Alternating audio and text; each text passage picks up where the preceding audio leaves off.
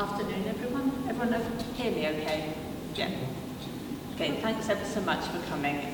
Just some minor points to make. We're not expecting the fire alarm to go off, so obviously if it does, please exit the gallery. There's an exit sign there, one at the back, the staff on hand as well, obviously to assist you.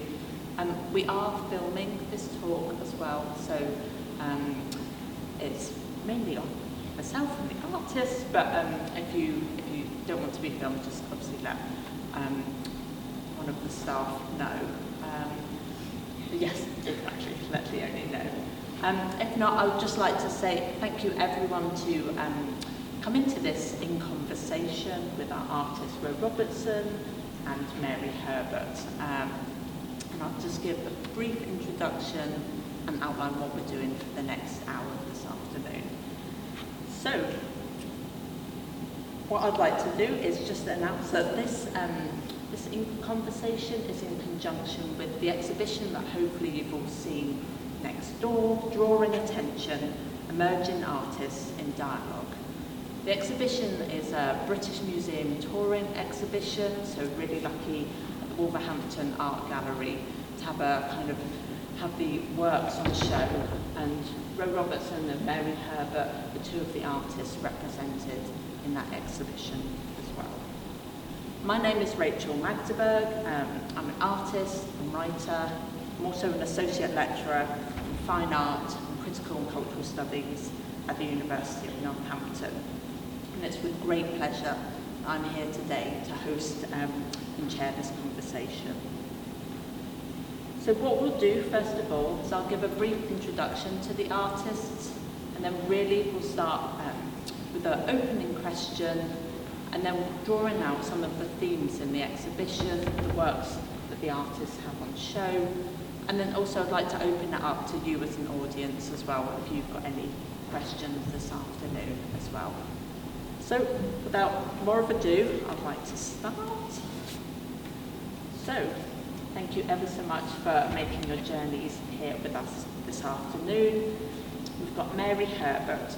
Mary studies at Goldsmith College in London, where she developed a foundational fascination with the materiality of the photographic image and its role in our collective lives as a container of memory or document of reality. And later at the Royal Drawing School, where she reconnected with the physical and unconscious aspects of image making through drawing and painting. Her works have been the subject of solo exhibitions at Moskowitz Base in Los Angeles, Lychee One in London, and she's recently been included in group exhibitions at Union Pacific, White Cube, Huxley Parlour, London, Harterwick in New York, and Meyer Rigger in Berlin, amongst many others. Her work is in the collection of the British Museum and the Royal Collection as well. And her work and writing has been featured in Art Maze magazine, Elephant Art, Ambit magazine, and It's Nice That. So welcome, Mary. Thanks for joining us. Robertson, big welcome to you here this afternoon, is a contemporary artist based in West Midlands, in West Cornwall, beg your pardon. Slightly biased from my slightly biased from my point of view here. Robertson's practice spans sculpture, drawing, painting, and video, mediums through which they explore the boundaries of the human body and its environment. Robertson works site-specifically, often outdoors, with a multi-sensory focus on the body in the landscape. Unity between the material of the natural landscape and the body reclaims a space for LGBTQ+ identity against a history of being deemed against nature. Physical explorations of the natural landscape feed into automatic abstract drawings and short meditative video works, alongside large-scale sculpture. Robertson has exhibited in solo and group shows across the UK. Robertson's work are held in the collection of the Sainsbury Centre for Visual Arts, the Hepworth Wakefield, and Leeds Museum and Galleries. Modern Thresholds, Robertson, a site-responsive display of drawing and sculpture is currently on view at St Ives until December 2025. So big welcome to the artist, and thank you ever so much. Thank you. So really, I'd like to kick off this afternoon with just a broad opening question, really. Just each of you go first, if you wouldn't mind. Just tell us a bit more about your practice in its kind of wider context. Yes, so my name is Robertson, and hi everyone. Thanks for being here. So I work across different mediums, mainly drawing, sculpture and performance.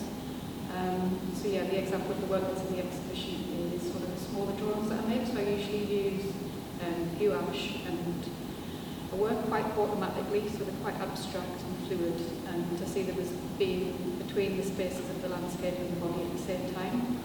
So I'm quite interested in sort of legacies of surrealism and this idea of things being in between forms, so then sort of using our imaginations to think of new forms and shapes, and I see this as a sort of expanded understanding of the figure. So I'm really interested in sort of disrupting this idea of something being binary, so something being on this side, something being over on the other side, and there only being one way of understanding something. So it's all about freedom, I suppose, and that's the thing that runs through all of the works.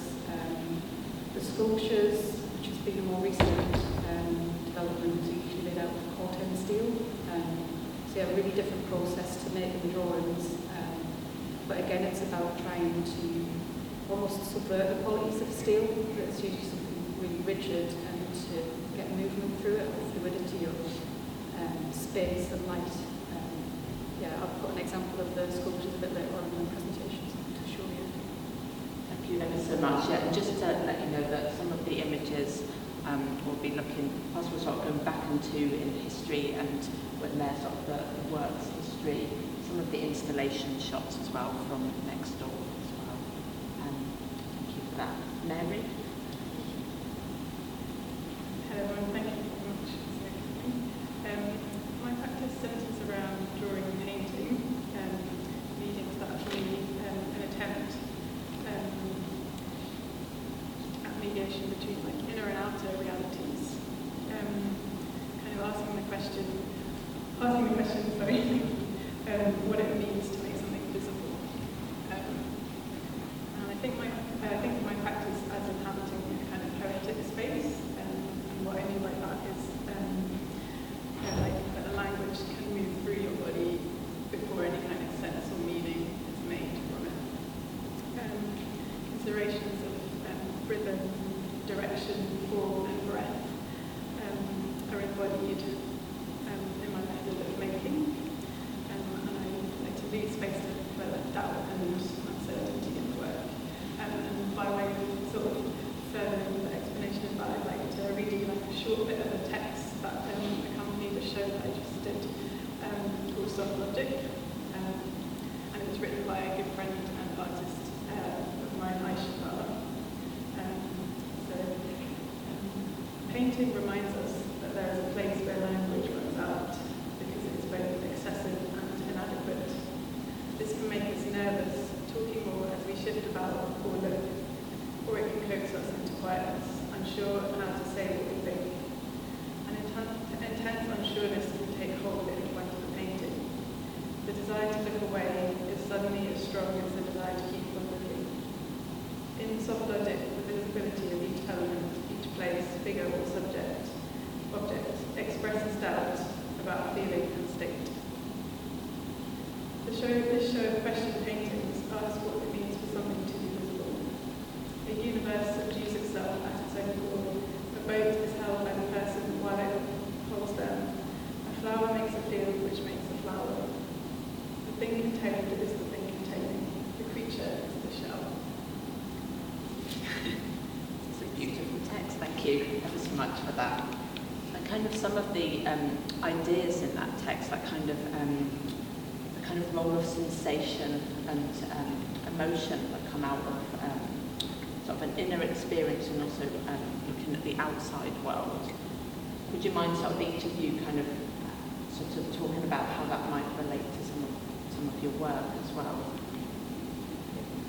Yeah, I think it's an interesting one, the idea of it in a landscape or outer landscape. So for me, I take the starting point of a real landscape out in the Cornish landscape, more recently since I moved there 4 years ago. So we do have a slide on work outside. Should we skip that one? Yeah, so it starts for me at a different site of inspiration, so whether it's working directly out on the beach. So on the left-hand side, this is the beach at Wolverhampton Studios, which is just outside of where the studio is. But this is the more like wild, sort of rugged landscape towards Land's End. So this is a beach called Penny Wagner, and I'm really inspired by these massive big stacks of granite and how they start to me to become like bodies in the landscape themselves. And I just get really inspired by how nature itself, the improvisations of the sea kind of shapes rock.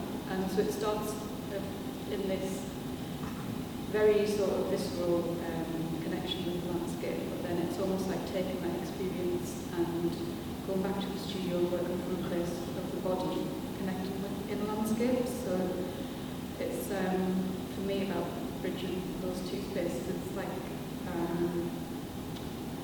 the natural rock formations become sort of vehicle for the imagination to then sort of expand from that point. But I think that it's really interesting for me to think about the landscapes between our works and that. We talked a little bit before about light and how souls sort of feel like in your work that the light is shining through these landscapes and the mind almost tries to pierce the forms. So it's, for me that's very much inspired by these pops of light that you get when you kind of looking around the rocky headlands or explore the coast for the first time. Yeah, I think I really relate to that, the landscape, and connecting to the inner space through landscape and nature. Because I sort of started off doing, I was at the drawing school, I did a lot of observation drawing, and the places that I was drawn to most were kind of outdoors. I was based in London, so it was towards parks and rivers, and I kind of found myself being able to connect to the inner sensations, inner places in landscape, more than kind of in a studio setting or a live drawing setting.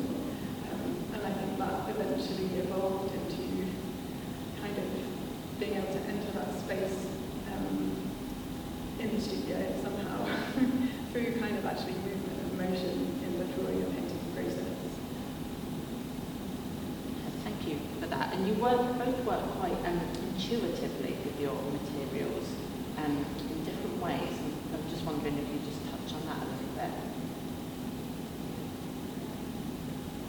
Yeah, for me, again, like it's more about sensation and the sensory experience than, like you say, direct observation. So, I mean, I do take inspiration from direct observation, but I never try and represent something that I've seen then in the drawing. It's more about a feeling that will come through or memory of a landscape, or even trying to pinpoint the sensation of the sun on my skin.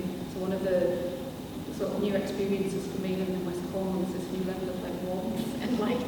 I'm from the northeast originally, from Sunderland, and it's in the middle of the summer, sort of having that connection with the granite and swimming and making work after being sort of like submerged in water is this whole new experience, and it's about, I describe the last 4 years as sort of like soaking in the landscape and then trying to bring it back out in the work and just letting that flow through quite naturally.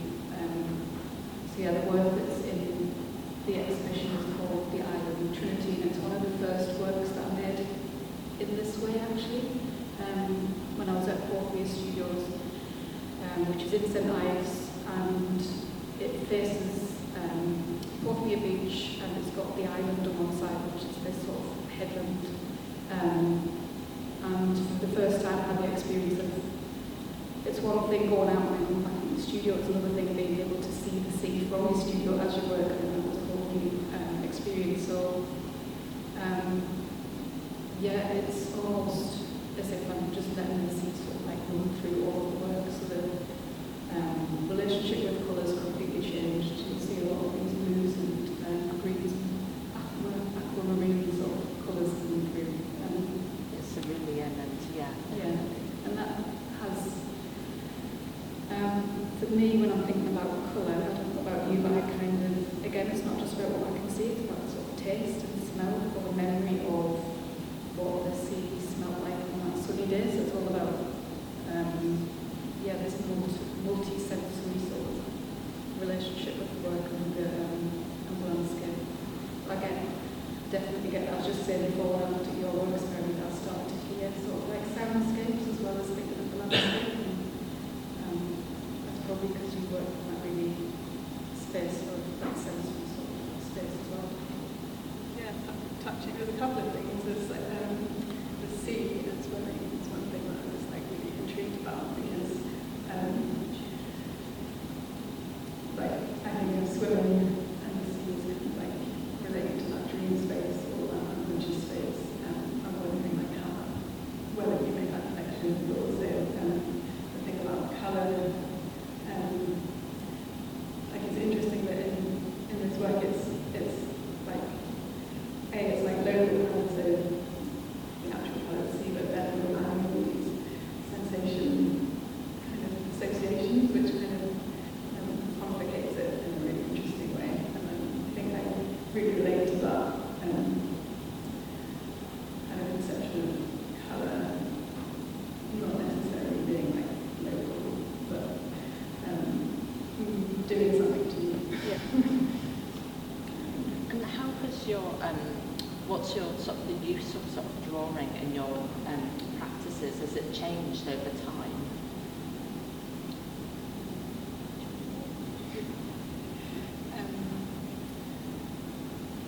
So drawing I find is like a very direct way to material in a way, visual material. So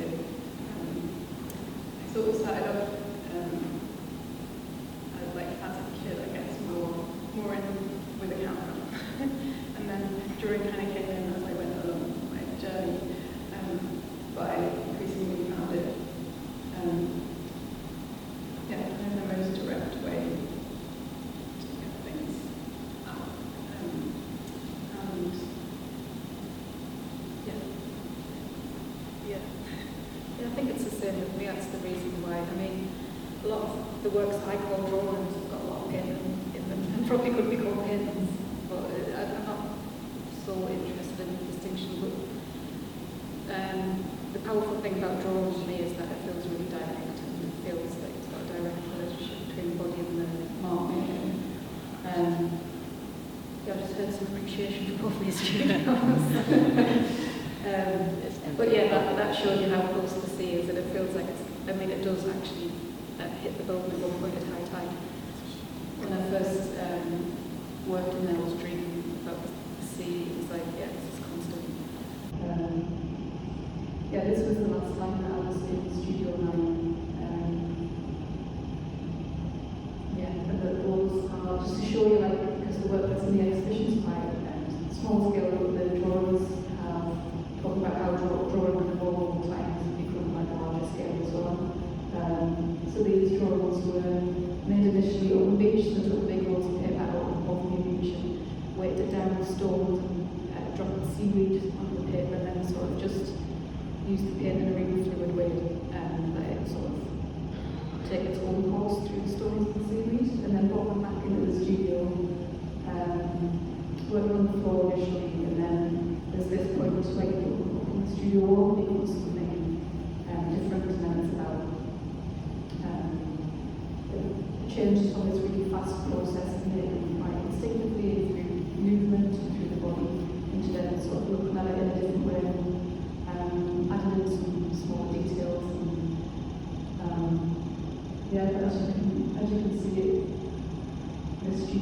to change the work that I make. It's just you either drag or kind of absorb that sort of space or not. It's hard to ignore. Yeah, you can't. At first it's quite daunting, kind of, how do you feel like you compete, how can you compete with the imagery you see? Is there any point in making this not like at all? And then it's about letting it change what you do and flow through the work. I think that's probably been the main change that's happened through my drawing and the rest of the work is how it adapts and how it changes to the space that I'm living and working in.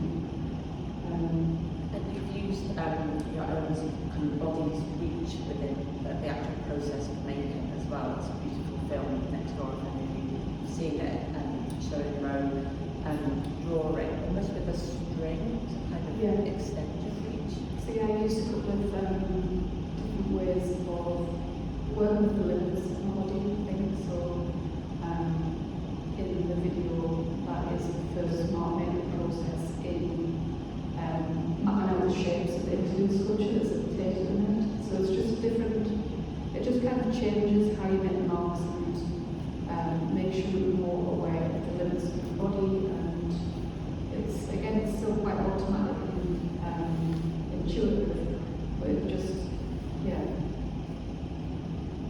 it gives you a different set of marks when you kind of, so basically just use a length of string with a piece of graphite or whatever it is on the end of it, and just map it out to draw big curved shapes. I use a few different techniques, usually sort of techniques that were sort of used a lot by students to sort of usually relate to what I'm doing. And in your work, almost your mark is kind of quite diffused in the work as well, and it's on a different kind of intimacy scale. Yeah, I think again related to Rose, kind of automatic starting point. I quite often start the work in that way, and then I think it's just a really it releases any kind of pressure.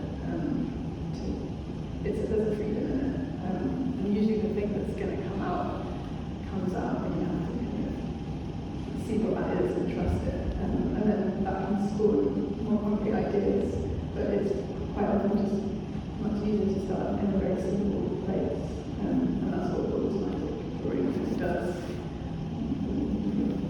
And a lot of the forms seem to have this kind of subterranean aspect to them, or they're kind of below the ground or under the sea. There's this kind of, and I know Rome that you've worked a lot with kind of the idea of kind of subterranean in a different way in your work. And I was sort of wondering, Mary, first of all, sort of these creatures, where are they coming from? Kind of appearing. Yeah, I think this series of work that's in the show was very much drawing from that, which is drawing from a dream, because it was made during COVID, and we were all in our houses, and there was less input from the outside world, so I kind of turned quite inward in that time, and I was really letting see where it took me. And I also happened to be, before COVID started, reading Jung's autobiography, which is a kind of an interesting idea that autobiography can be made of inner experiences of dream rather than kind of external events. So it's quite in that mind frame. So I guess the nature of the subterranean nature of the imagery, it makes sense that it would feel that way.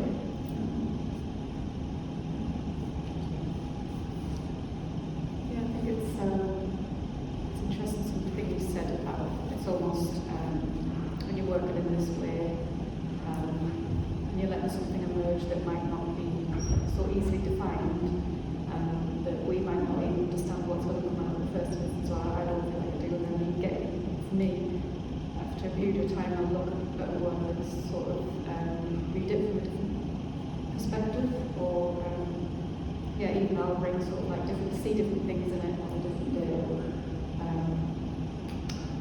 One of the artists I'm really inspired by is called you was this who lived in this cause used to write about and draw in from the dreams, and then almost after she'd made the works, sort of take a period of time and reflect and analyse them herself as a writer, and lots of sort of stream of consciousness, sort of like writing, used to come from that. And talking about sort of inspiration and other artists as well, in the exhibition next door, you're each paired with an artist. So this is one of the curators from the British Museum has made this selection. So you're paired with a Herbert, but also nearby is Wilhelmina Barnes-Graham, and Mary, you've got a fantastic cooker next to yours. And I was just wondering how you both feel about this kind of pairings. It's quite something in between Robert and Wilhelmina Barnes-Graham. Very special, and obviously I think there's things that the pairing and the works have made me think about more, and I think it's really interesting to see Barbara Hepworth's monolith drawing in terms of thinking about our relationships with stone, and so a monolith being something that's quite singular and almost individual, because my but then sort of disrupting that. I think with Barbara Hepworth's work, the graphite lines that define the area of the monolith and almost like disrupted by the more watery and muddy sort of farming.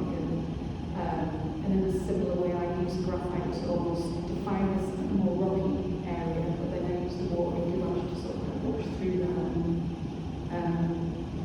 With my work, I think there's a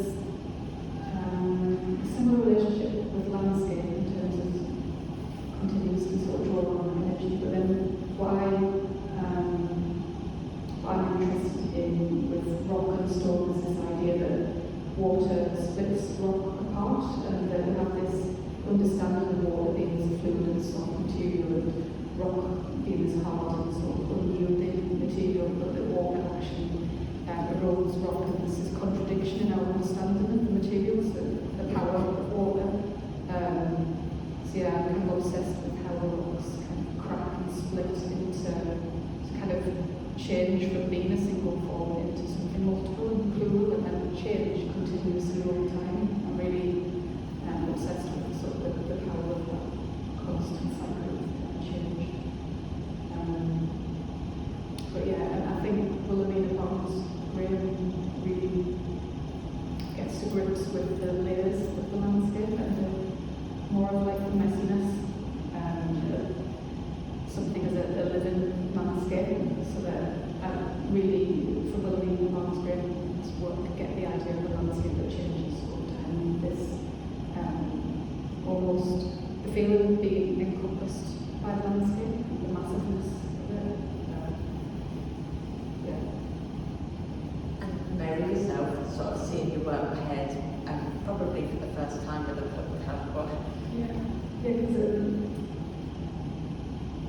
at the British Museum iteration, it was original rental pastel, so it's new for me seeing this pairing, and it's in both iterations, it's just such a honour to be paired with those artists and feel your work kind of fit into a trajectory is really special. But the cook was really interesting because I sort of come across one he had a really interesting trajectory from this kind of place which feels more symbolist or more kind of illustration or style into a kind of abstract kind of painting that was more to do with energy and movement and rhythm and colour, and I feel like it's quite a sort of funny point for me to have this pairing, because I feel like I'm sort of moving through the studio at the moment and thinking much more consciously about those more abstract things in the work, and so it made me kind of dig a bit deeper into that, just to have that pairing between things. Thanks. And I was thinking what you were saying about stone components of painting. You need a kind of a stone and a medium, and how they work together. And in Mary, in your work, you're working with kind of soft pastels, and you diffuse them so they're kind of not the kind of stark linear aspects, but they almost take on the watery aspect as well. Do you kind of see it in that way, their kind of dissolution of forms? Yeah, it sort of started more as like an automatic way that I used the material, and I wasn't really thinking about the effect of the material. I was kind of using it in this quite intuitive way, and then it kind of became an effect that other people observed in the work, and I was like, what's this? What's going on here? Why? But I think it's there's also a desire to kind of dissolve boundaries between like solid things and kind of less visible things in the work. So I think that probably the pastel kind of lends itself, and the way that I draw it kind of lends itself to that.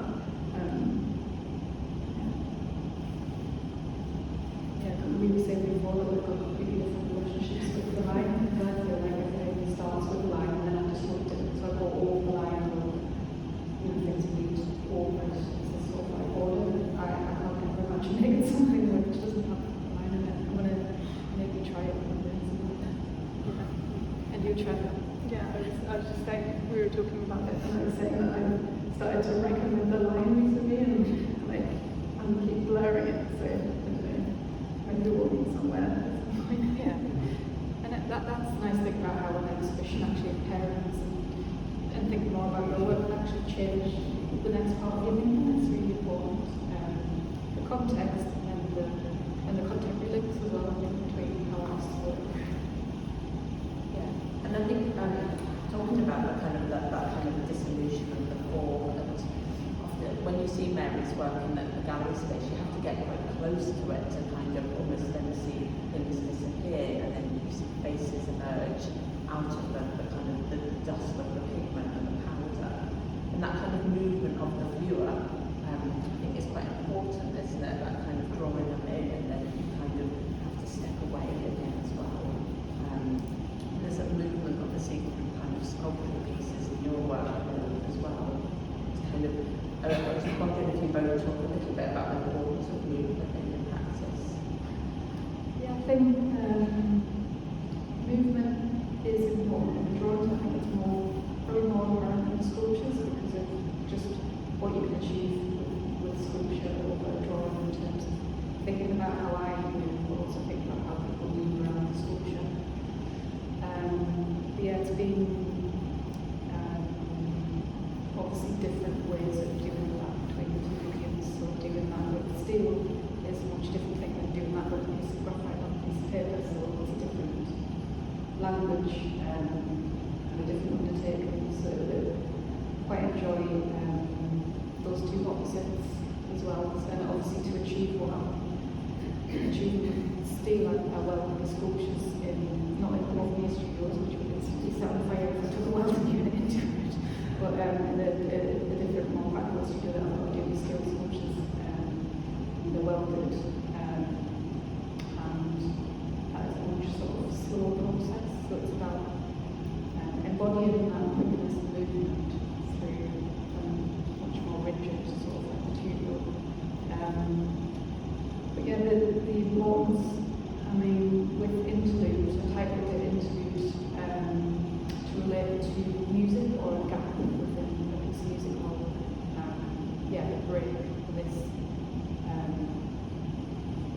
this sort of space. So within the sculpture you can step physically within that space between the two sculptures.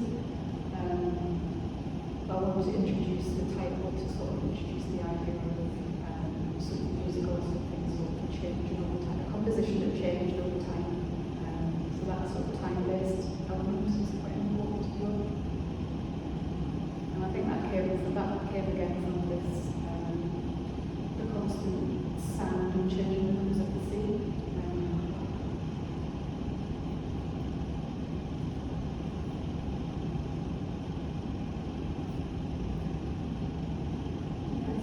I was lucky enough to see interludes at St. Ives recently. I very much like had that experience of standing between the two sculptures and like I thought a lot about kind of the direction through like the air running through the sculpture, and that makes a lot of sense to me. That I was hoping to do first, but kind of walls and yeah, I felt that kind of experience as well.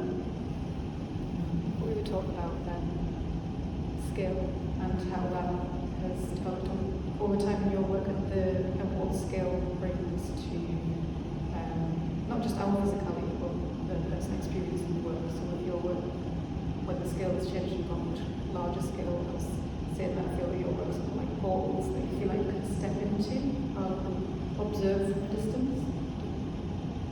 Yeah, I think that was something I was thinking about quite a lot. How do you,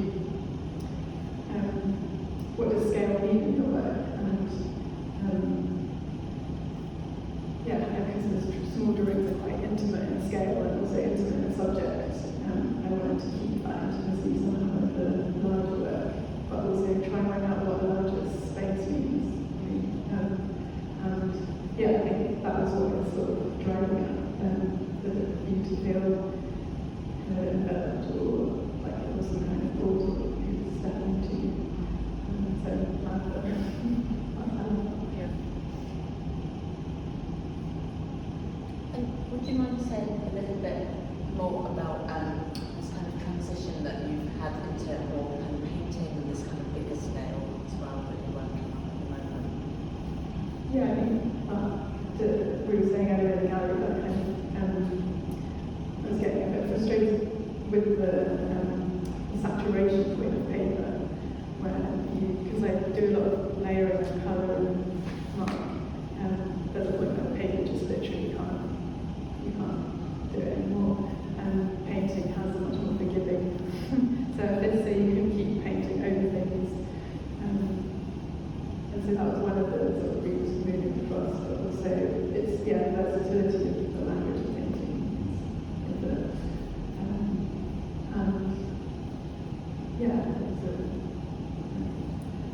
So making a large body of large paintings is like a big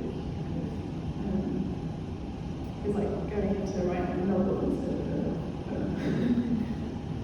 And the process of layering in the work, it's in the drawing and in the paintings, isn't it? This kind of building up the forms and also taking away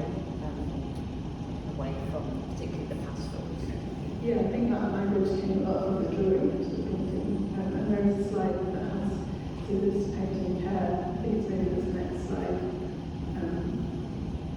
There's like, I thought it would be nice to show you some of the layers of the process. So it kind of started in that quite automatic way, the same thing happens. Although I didn't recommend a drawing that I was mainly working on. And it remained over like a year. I've got like 50 photos of different layers, so there's just like 6 of a lot more. And it was kind of, it's really solidified that this is actually a really important part of making work for me at the moment, is kind of allowing things to come out and then be buried again, and then come out again, and they kind of assert themselves. And there was a point, I think, and it was like, there was a point where I was kind of ready to kind of give up, or kind of let it be completely painted over, and that's the point where it kind of came alive again. So it's a big learning process, which has become a kind of like method in a way. And the care aspect is this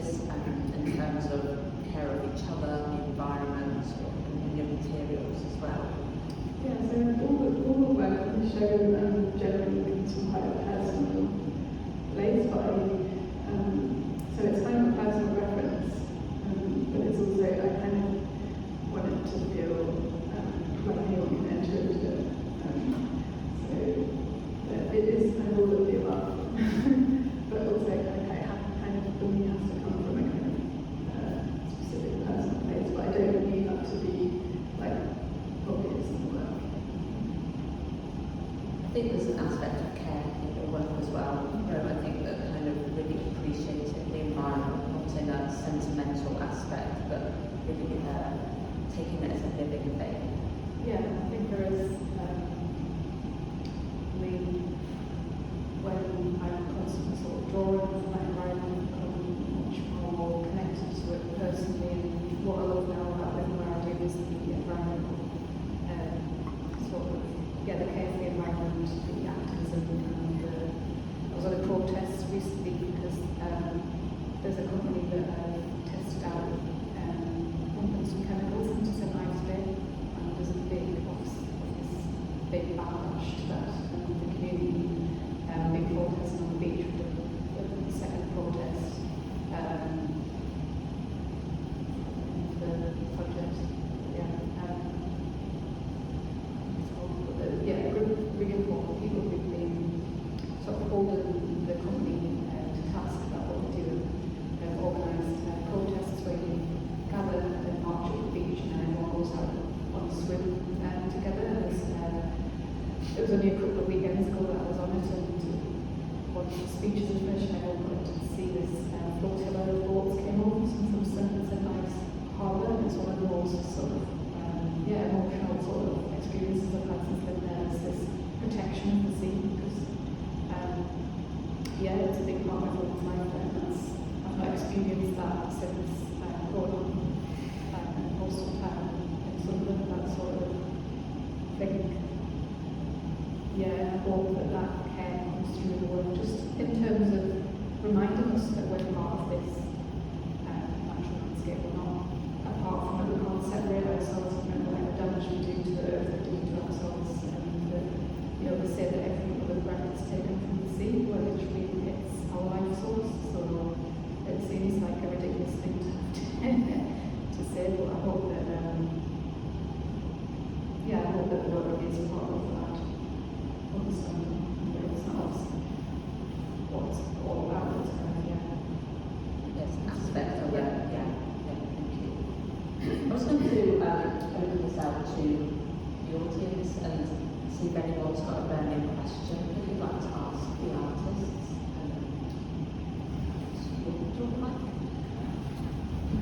You said on the care paintings that you stamped the canvas. Is that raw canvas? So it's linen that's been sized, and then there's like a layer of oil ground. So like there's a ground on it. The staining hasn't sort of like seeped into the canvas. It looks like it's seeped into the canvas, not on top. It's part of the canvas.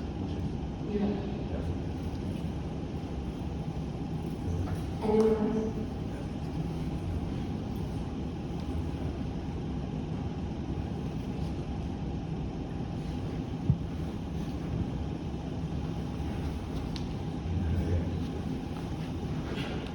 I'm just interested if you can talk a bit about the difference between working outdoors compared to in the studio, and kind of if that affects the way you work and how you get inspiration for the work.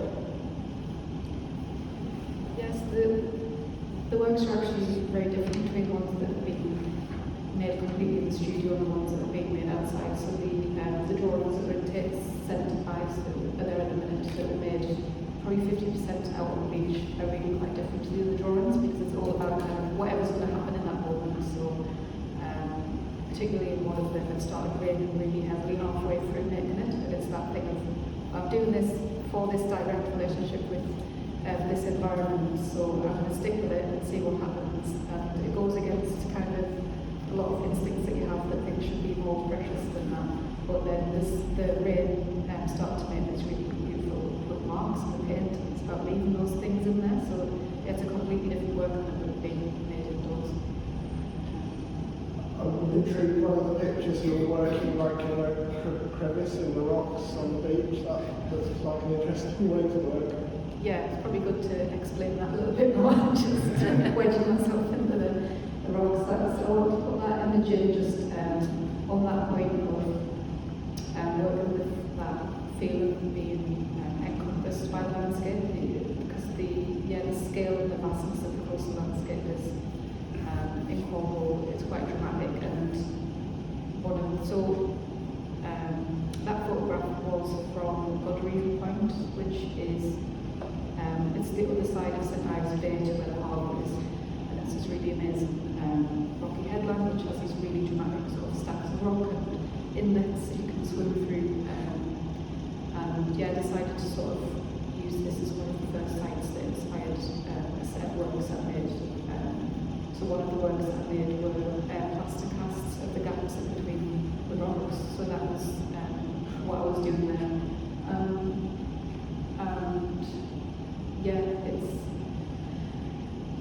And it's just about kind of understanding my physicality in relationship to that landscape and finding different ways to, you mentioned this idea of subterranean, like so many hidden spaces within that landscape and keep kind of going further and further. It kind of brings different results all the time.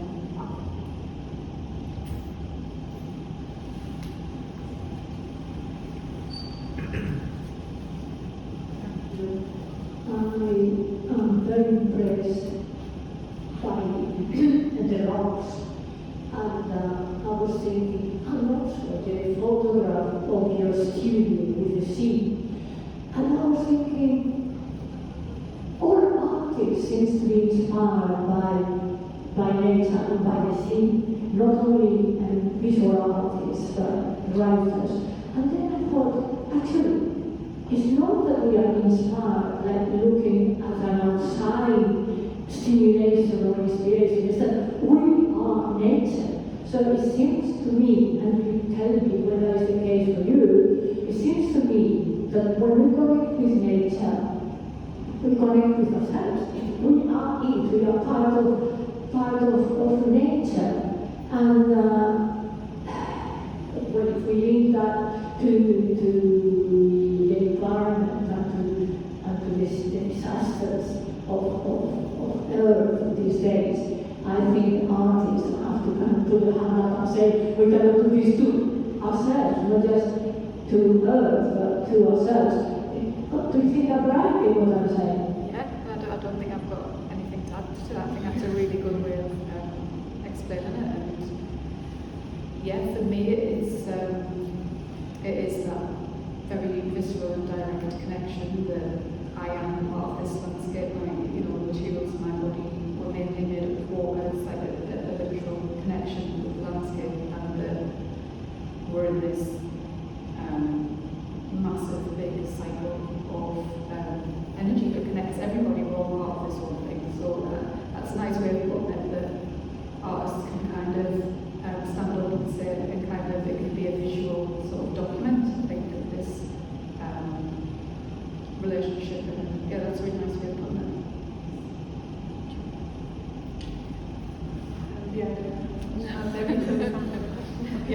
I And if it's yours, Mary, some of the pictures make me think of the womb. We come from water, we grow in water, and some of your pictures made me think of that, like the movement and the embryo, the fetus moving around. I love that. I think some of the paintings felt to me also like they were from a very bodily or inside space, but also blurring the boundaries between us and nature, kind of, that we are, like you say, part of it. And That's a really nice way of thinking about it. Almost like your works are swimming around in this new blank space. I'm swimming around in some tidal pools or something like that. Those spaces can be the same thing. I've been practicing recent work, which is why I'm here. I've not gone back and looked at much of your work prior to being in Cornwall. Do you think you found your space now, and that's where the work you've done is coming from? How is that different from the work you were doing before? Yeah, it's a really good question. I think the type of artist that is really, I really respond to the space that I'm working with, and it is quite site responsive. So prior to living in West Cornwall, I lived in West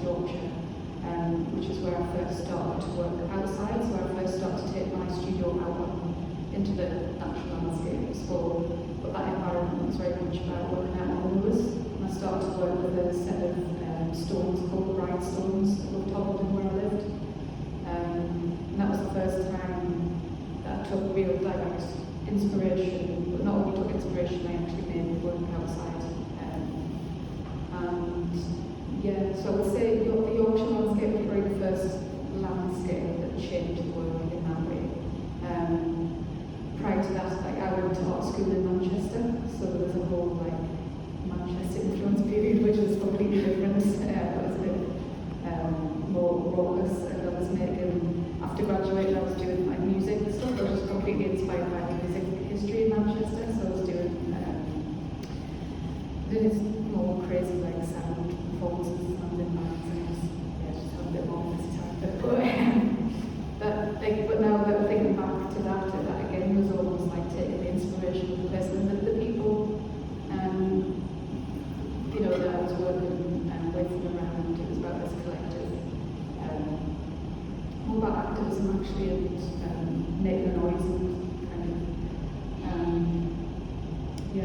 I think of it all kind of makes sense in some sort of journey. I feel like that physicality and some of the sound making explorations have fed definitely into the sculpture work, because I was using like found objects, often like metal objects, sheet steel that wasn't manipulated into sculptures, but I feel like it's all fed into it somehow anyway.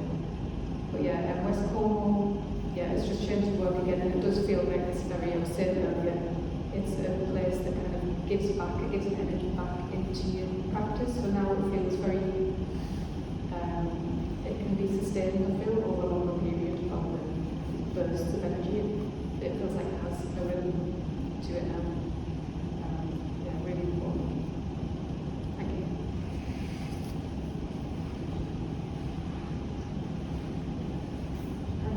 Mary, I think you said that it took you a year to develop care. I was just wondering if that's a common process for you, or if it differs.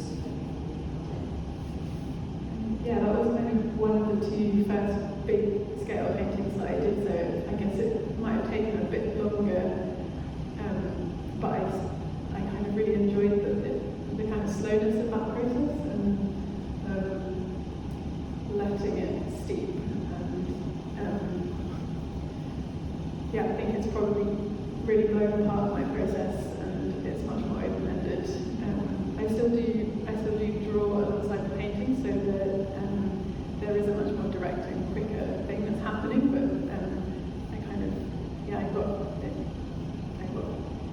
it just kind of opened the whole world up really to kind of much more like the process, where it also kind of felt seasonal. Working over a year was quite interesting because it started to feel seasonal, so there were certain paintings that I was working on or started in like spring, and then I couldn't work on them and put them away, and then I could work on them like over the winter. It wasn't a conscious thing, but it was kind of like, oh, I can't connect to this because it's a spring or summer thing. So that was probably one that I was working on more consistently than the other ones. I had like a lot of paintings on the go, and so that one I put that one in because it felt like the biggest struggle. I'm definitely not going to rule out more big struggles.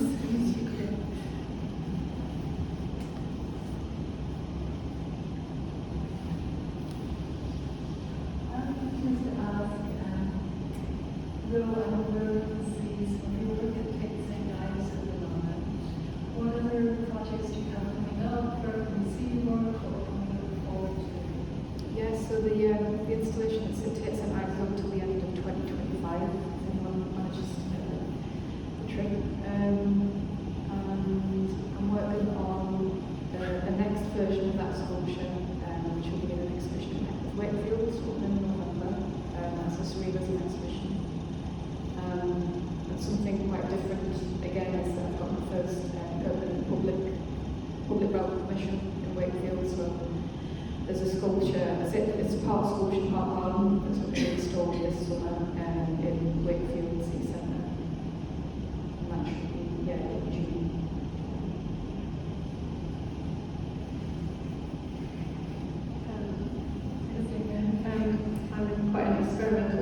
the studio right now. I'm not quite sure where it's going yet, so that's exciting. And yeah, I'm going to show a group show later in the year in Milan, but there's nothing else that's like set in stone yet.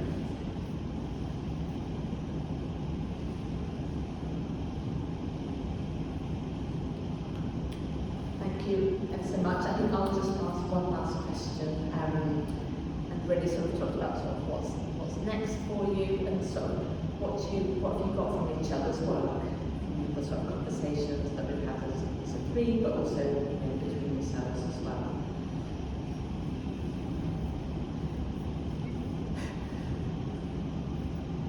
Yeah, it's been an absolute pleasure kind of delving into Rose's practice and feeling the connections between our work. I initially wouldn't have made those connections, and kind of got automatic through the relationship to the sea and water, and kind of direction in the work, and that kind of care and freedom.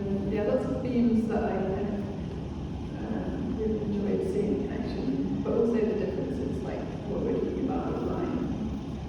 It's really helpful to kind of get stuck into another artist's work that approaches something really differently to you.